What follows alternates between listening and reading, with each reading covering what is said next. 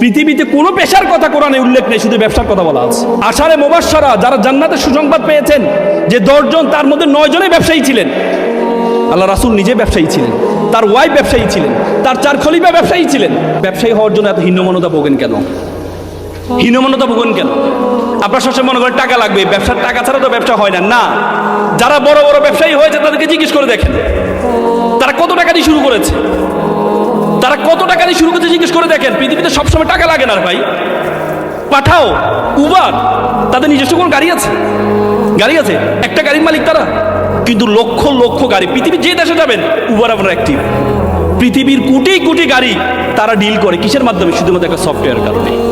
তার কি টাকা লাগছে? পাঠাও, ইলিয়াস, তারা যে এই করেছিল, তাদের নিজস্ব কোনো গাড়ি আছে? স্টুডেন্ট অবস্থায় তারা এই অ্যাপসটা তৈরি করেছিল। আমি কিছু আগে সিঙ্গাপুর গিয়েছি। সিঙ্গাপুর যখন মালয়েশিয়া থেকে তাদেরকে বের করে দেওয়া হয়, বলা হয়েছে সিঙ্গাপুরে একটা ফিশিং ভিলেজ বলা হতো।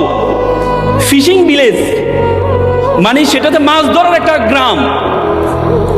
মালয়েশিয়া তাদেরকে বের করে দিয়েছে, সেখানে নিজস্ব কোনো কিছু নেই। সিঙ্গাপুরের বলা যায়, সিঙ্গাপুরের এ থেকে যখন বিমান উঠে, বিমান উপরে উঠতে উঠতে তাদের সীমানা শেষ হয়ে যায়। সেই সিঙ্গাপুর এখন পৃথিবীর একটা বিজনেস হাবে পরিণত হয়েছে। পৃথিবীর যত বড় বড় জাহাজ আছে, সব জাহাজ, যত বড় বড় বিমান আছে, সব বিমান ট্রানজিট করে সিঙ্গাপুর থেকে।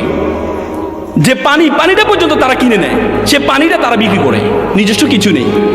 সবসময় নিজস্ব টাকা লাগবে না, ব্যবসা করার জন্য সবসময় নিজস্ব টাকা লাগবে না, কিন্তু আমাদের চিন্তাটা ছোট।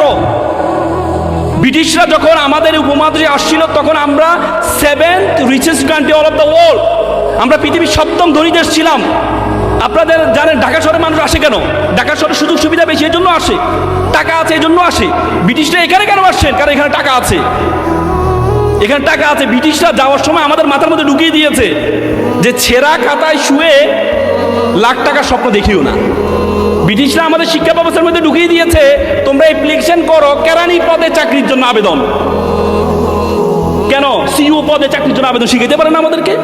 এমডি পদে চাকরির জন্য আবেদন শিখাইতে পারে না আমাদেরকে? কেন আমাদের শিখতে হবে কেরানি পদে চাকরির জন্য আবেদন? আমাদের শিক্ষা ব্যবস্থার মধ্যে এমন কিছু ঢুকিয়ে দিয়েছে, তুমি লাখপতি, তোমাকে আবেদন করতে হয় আমার বাবা কৃষক, আমার চলতে পারি না, সুতরাং আমাকে কি বৃত্তি দেওয়া হোক। মিথ্যা থেকে শুরু করেছে তোমাকে শিক্ষা। ছোটবেলা হাতিম মাটিম ডিম, তারা মাঠে পারে ডিম, এমন কোনো প্রাণী আছে? না, তোমাদেরকে শেখানো হয়েছে, আমাদের মধ্যে শেখানো হয়েছে।